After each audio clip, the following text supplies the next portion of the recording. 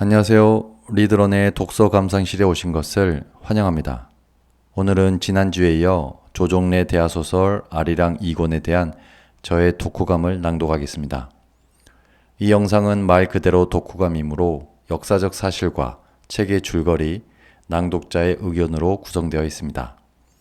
별도의 자막은 없으니 라디오처럼 편하게 들으시면 좋을 것 같습니다. 그럼 바로 시작하겠습니다. 아리랑 2권의 시대적 배경은 1905년 을사조약 이후부터 1910년 한일합병까지의 이야기입니다. 먼저 이 시기의 역사적 사실을 살펴본 뒤 소설의 줄거리로 넘어가겠습니다. 1905년 을사조약 이후 외교권을 박탈당한 것에 항의하여 전국에서 많은 의병항쟁이 발발했습니다. 이를 을사년에 발발한 의병이라 하여 을사의병이라고도 합니다. 대부분 유생 출신 의병장이 주축이 되었으나 신돌석 같은 평민 의병장도 있었습니다. 1907년 대한제국의 황제 고종은 을사조약이 일본의 강압으로 이루어진 것임을 세계에 알리기 위해 네덜란드 헤이그에서 열린 만국평화회의에 특별 사절단을 보냅니다. 하지만 일제의 방해로 사절단은 회의에 참석도 못하게 되고 이를 계기로 일본은 고종을 황제의 자리에서 강제 퇴위시키고 대한제국의 군대를 강제 해산시킵니다. 강제 해산된 군인들은 총기를 들고 의병에 합류하게 되고 군대의 강제 해산은 곧 의병들의 전문적 군사화로 이어집니다. 전국 각지의 의병들은 원시무장에서 점점 전문적인 무장을 갖추었고 이로 인해 1907년의 의병은 그 전의 의병들과 비교하여 그 전투력이 대폭 향상됩니다. 이 시기의 의병을 정민년에 일어난 의병이라 하여 정미의병이라고도 부릅니다. 이쯤에서 고종은 강원도 원주를 거점으로 의병 활동을 하는 관동 창의대장 이인영에게 밀지를 보냅니다. 의병을 모아 한양을 공격하라는 내용이었습니다. 이인영은 전국에 경문을 띄워 전국의 의병들을 경기도 양주에 결집시킵니다. 전국에서 1만여 명의 의병들이 양주로 모여들었고 이인영을 총대장으로 허위를 군사장으로 하는 13도 창의군이 결성되었습니다. 여기서 말한 13도는 전라남도부터 함경북도까지의 전국의 13개의 도를 말합니다. 그러나 이렇게 만들어진 의병연합부대의 의병장은 모두 유생 출신이었습니다.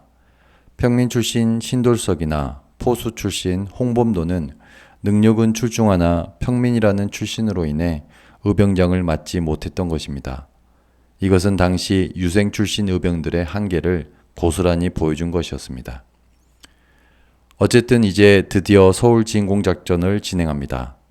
진행하려고 하는 때에 총대장 이인영의 부친이 돌아가셨다는 소식이 들려옵니다. 이인영은 1만여 명의 의병들을 모아놓고 부친의 3년상을 치러야 한다는 이유로 고향으로 떠나보냅니다.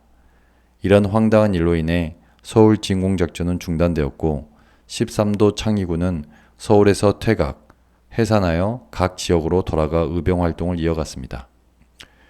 1909년이 되었습니다. 일제는 한일합병을 준비하고 있었으며 의병 토벌에 박차를 가하고 있었습니다. 이로 인해 전국 각지의 의병들은 그 세력이 조금씩 약화되어 갔으나 끝까지 살아남아 활발하게 활동했던 지역이 있었으니 바로 호남 의병이었습니다. 소설 속 송수익 부대가 있었던 곳이기도 하지요. 일제는 본격적인 한일합병을 앞두고 끝까지 남아있는 호남 의병을 뿌리 뽑기로 마음먹습니다. 1909년 9월부터 2달 동안 이름하여 남한 대토벌 작전이 시작됩니다. 남한 대토벌 작전은 호남 전역을 샅샅이 뒤져 의병과 의병을 도와준 자들을 모두 죽이는 작전입니다. 남한 대토벌 작전으로 103명의 의병장과 4천여 명 이상의 의병들이 죽거나 사로잡혔습니다. 남한 대토벌 작전으로 호남 지역의 의병의 씨가 뿌리째 뽑혔고 이는 의병들이 중국의 만주와 러시아의 연해주로 이동하여 독립군이 되는 계기가 됩니다. 그리고 비슷한 시기에 안중근 의사가 이토 히로부미를 하얼빈에서 저격하고 그 다음 해인 1910년 일제는 우리나라의 국권을 완전히 빼앗아가게 됩니다. 국권 피탈, 한일합병이 된 것입니다. 아리랑 2권에서 펼쳐지는 역사적 사실은 이렇게 흘러갑니다. 자, 그럼 이제 소설 아리랑 2권의 줄거리로 들어가 보겠습니다. 아리랑 2권의 큰 내용은 호남 의병과 남한 대토벌 작전, 그리고 하와이 이주 노동자들의 사진 결혼입니다. 소설은 위의 역사적 사실을 배경으로 최익현, 임병찬, 유인석, 전해산, 이강년, 신돌석 등 실존 의병장들과 송수익, 공허, 지삼출 등 소설 속 의병장들을 섞어가며 흥미롭게 이야기를 펼쳐냅니다. 위에서 말씀드린 것처럼 을사조약이 체결되자 전국 각지에서 의병항쟁이 발발했습니다. 충청도와 경상도에서 의병이 일어났다는 소식을 들은 일진의 군산지부장 백종두는 일진의 청년들에게 전라도에서는 절대로 의병이 일어나면 안 된다며 철저한 단속을 지시했고, 지삼출과 손판석 등은 왜 호남에서는 아직 거병 소식이 들리지 않는지 답답해합니다.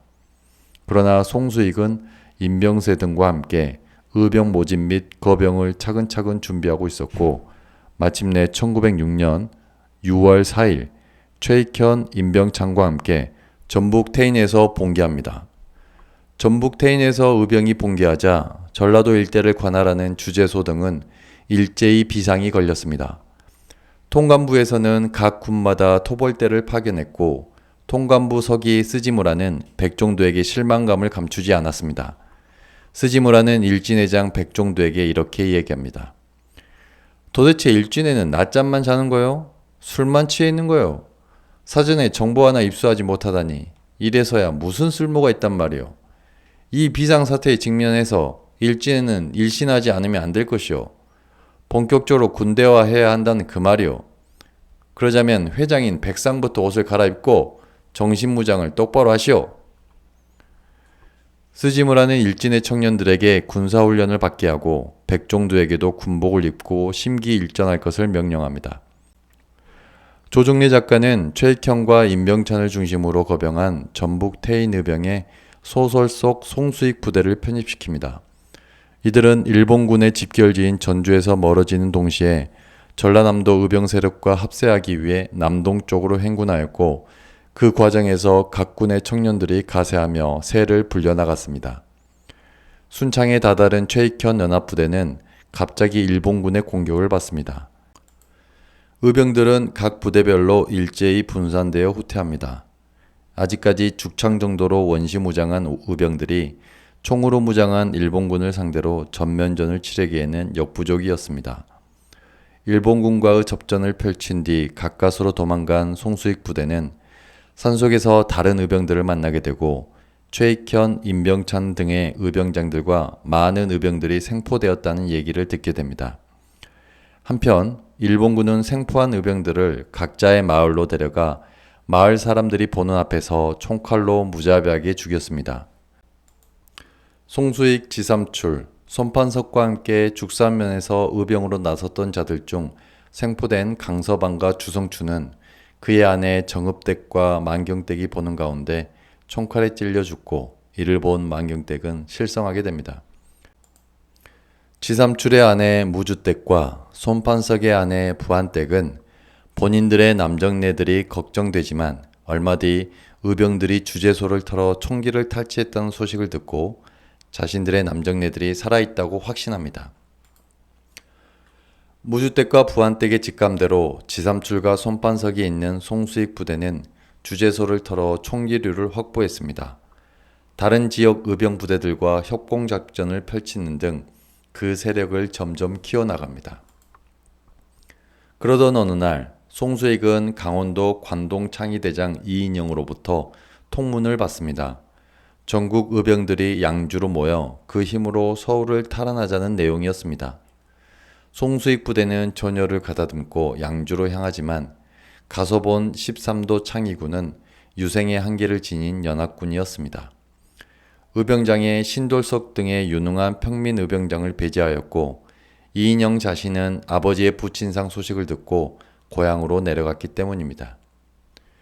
이를 계기로 유생 출신 의병장들에 대한 의병들의 불신은 커지고, 의병장의 자리는 점점 전투 경험 많은 평민들로 채워지게 됩니다. 그런데 그런 평민 출신 의병장들 중에서 특이한 이력을 지닌 자가 있었습니다. 바로 공허라는 이름의 한 승려였는데 송수익은 공허를 만나면서 단번에 마음이 끌렸습니다. 이 장면은 마치 삼국지에서 유비가 관우를 만나 서로에게 반하는 장면이 연상됩니다. 한번 보고 가겠습니다. 소승 공허라 하옵니다. 송대장님 조남과 명성은 익히 듣고 있습니다. 뵙게 되어 생광이 없고 이번 싸움서 싸우는 법을 한수만이라도 배우고자 합니다. 기골이 크고 튼튼하게 생긴 공허의 첫 대면 인사였다. 송수익은 단번에 마음이 끌렸다. 이렇게 송수익과 공허는 각각의 부대를 이끄는 의병장으로서 협동작전을 통해 조우하게 되고 서로의 비범함을 알아보며 훗날을 기약하며 헤어집니다. 아리랑 전곤을 통해 가장 큰 비중을 차지하는 두 사내의 만남은 이렇게 시작되었습니다. 지금 보니 여기에 지삼출까지 낀다면 유비, 관우, 장비가 따로 없을 것 같습니다. 공허 스님은 우수에 차고 능청스러움이 가미된 관우, 지삼출은 신중하고 경험을 갖춘 장비 정도로 빗댈 수 있을 것 같습니다. 뭐 굳이 빗대자면 그렇다는 말입니다. 다시 소설로 돌아와서 평민 출신 의병장들이 많아지면서 전국의 의병들은 갈수록 활발한 활동을 이어나갔습니다. 일제는 의병들을 제압하고자 부족한 헌병들을 보충하기 시작해 헌병 보조원을 전국적으로 모집했고 의병장들의 목에 현상금을 걸기 시작합니다.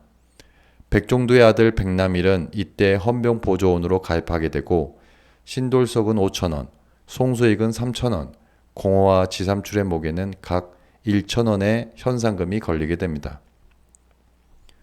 현상금을 걸어서였을까요?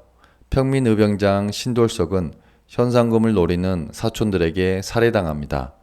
이런 흐름들로 인해 전국적인 의병 세력은 약화되어 가지만 전라도의 의병들만은 더욱 거세게 활동하였습니다.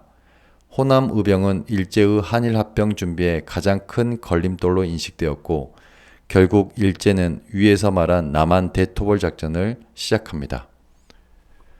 송수익 부대도 이런 남한 대토벌 작전을 피해 게릴라 작전을 폈고 그 과정에서 송수익은 허벅지에 총상을 당하고 공허의 도움으로 한 암자로 몸을 피하게 됩니다. 1910년 한일합병을 한 일제는 통감부의 이름을 조선총독부로 변경하였고 초대 총독으로 데라우치를 임명합니다. 총독부는 제일 먼저 친일단체인 일진회를 비롯하여 대한협회와 같은 반일단체 등 모든 정치단체를 없앱니다. 일진회장 백종두와 그의 똘마니 장칠문 등은 갑작스러운 일진회 해체를 듣고 당황하지만 이내 스지무라에게서 죽산면장 자리를 얻게 되고 장칠문은 순사보 자리를 차지합니다. 한일합병이 된 우리나라에서 의병활동을 계속할 수 없다고 판단한 송수익은 자신의 부대를 해체한 뒤 본격적인 독립군으로서 활동을 시작하기 위해 만주로 떠날 채비를 합니다. 여기까지가 아리랑 2권의 큰 줄기이고 이어서 작은 줄기인 하와이 상황과 기타 이야기를 이어가겠습니다. 하와이로 간 감골댁의 장남 방영근은 사탕수수 농장과의 계약기간 2년이 거의 다 되어가는 것을 알게 되고 미국 본토로 가면 임금을 더 많이 준다는 사실을 알고 방법을 찾아보지만 이민법이 변경되어 더 이상 본토로 들어갈 수 없게 됩니다. 그러던 중 1908년 3월 미국 샌프란시스코에서 한국인이 우리나라 외교 고문인 미국인 스티븐스를 저격했다는 소문을 듣게 됩니다. 아리랑 1권에서 본 바와 같이 일제는 1904년 고문 정치를 시작할 때 재정 고문과 외교 고문을 우리나라에 두었는데 그 외교 고문이 바로 미국인 스티븐스였습니다. 스티븐스는 샌프란시스코에 방문하여 조선은 일본의 보호 아래 발전하고 있다면서 일본에게 감사해야 한다는 취지의 신문 인터뷰를 했고 샌프란시스코의 한인사회는 이 기사를 보고 분노했습니다. 이에 두 명의 한국 청년이 서로 연락 없이 같은 시각에 스티븐스를 저격하기 위해 부두로 갔는데 그들이 바로 장인환과 전명훈이었습니다. 결국 스티븐스는 장인환의 총에 죽게 되고 두 명의 한인 청년들은 미국 법정에 서게 됩니다. 이 소식을 들은 방영근을 비롯한 하와이 노동자들과 미국 내 한인사회에서는 모금운동을 시작했고 변호사를 사고 통역인을 구했는데 그 통역인이 바로 이승만 박사였습니다. 당시 이승만은 재판 일정이 빨리 잡히지 않자 샌프란시스코를 떠나버리죠. 한편 하와이 농장주들과 한인협회에서는 하와이 조선 노동자들을 조선 여자와 결혼시키기 위해 사진 결혼이라는 것을 추진합니다. 사진만 보고 조선에서 처녀를 데려와 결혼시키는 것인데요. 이 사진 결혼을 통해 하와이 이주 노동자들은 가정을 꾸리게 되었고 자연스럽게 정착하게 된 계기가 되었다고 합니다. 이상으로 아리랑 2권의 역사적 배경과 줄거리를 모두 알아보았습니다. 어떻습니까? 나라를 되찾고자 일어선 이름 모를 평민 의병들의 모습이 머릿속에 그려지십니까? 저는 이야기를 압축했지만 실제 아리랑 소설을 읽어보면 상황과 심리묘사, 대사, 사건 전개 등이 너무나도 흥미로워서 단숨에 읽어 내려가게 됩니다. 이 영상을 듣고 아리랑을 직접 읽어보시는 분들이 많아졌으면 좋겠습니다. 저도 이 영상을 만들기 위해 아리랑 책을 2번째 읽고 있습니다. 책은 읽을수록 깊은 맛이 난다는 것을 다시 한번 느낍니다. 그럼 다음 주에 아리랑 3권 독후감을 들고 찾아뵙겠습니다. 감사합니다.